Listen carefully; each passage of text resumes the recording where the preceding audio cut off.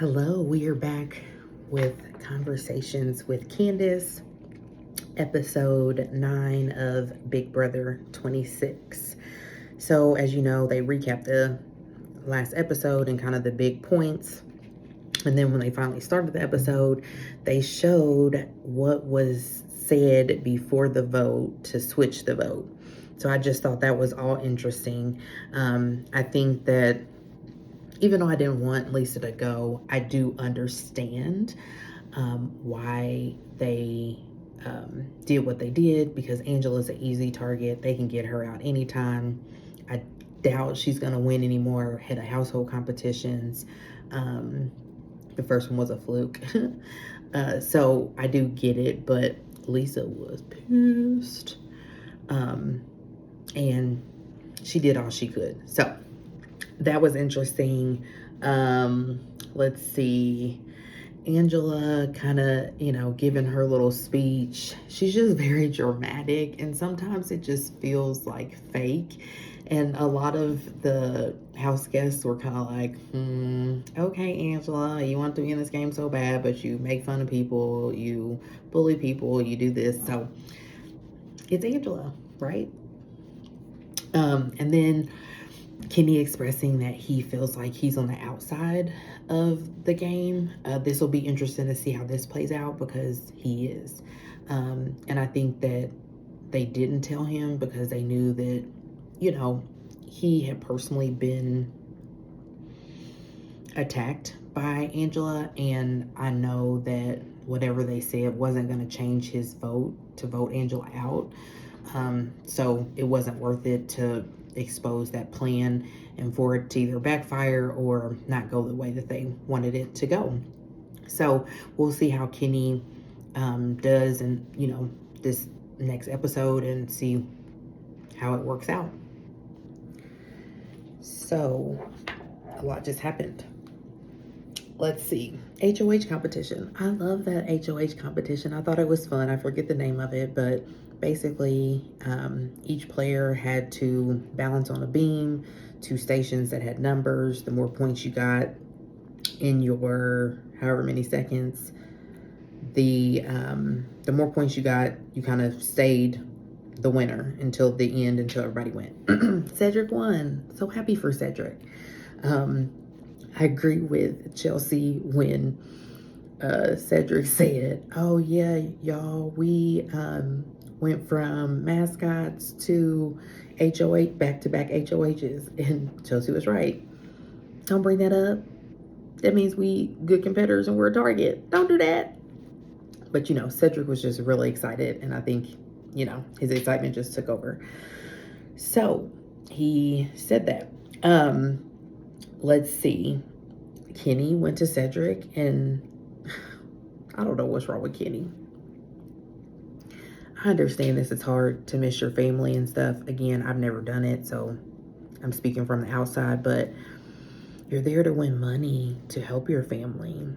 So for you to just say, hey, I'm not really here, I'm not really about that, makes no sense at all. So obviously that fell into Cedric's hands. So now that's one of his easy nominations is Kenny. Angela, Kenny. That's all he has right now. I'm glad though that he did share with him that he was a cop, and they kind of bonded from there. So we'll see if that will help him in the long run. Also, we will see if Kenny will change his tune, because like Cedric said, it kind of seems like Kenny's here sometimes and not others. And maybe once they play in a veto competition, he'll be there. So then he'll fight to stay, or he'll fight to win the competition.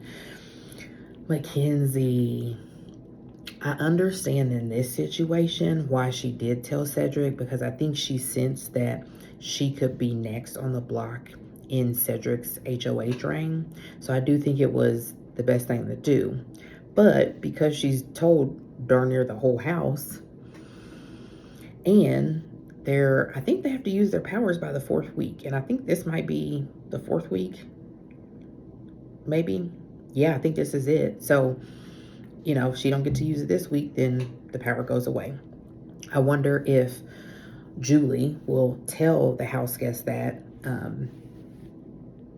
will tell the collective house guests that this was their last week to use the power, and they're gone, or whatever the case may be. But I wonder, will she make that announcement to everybody? Sorry, I'm looking at my notes. I like how Chelsea warned Cedric about Leah Mackenzie, because during her reign, I don't think Leah Mackenzie realized how close she is to Cedric, how close Chelsea is to Cedric, and so she mentioned them. So we'll see what he does with that information.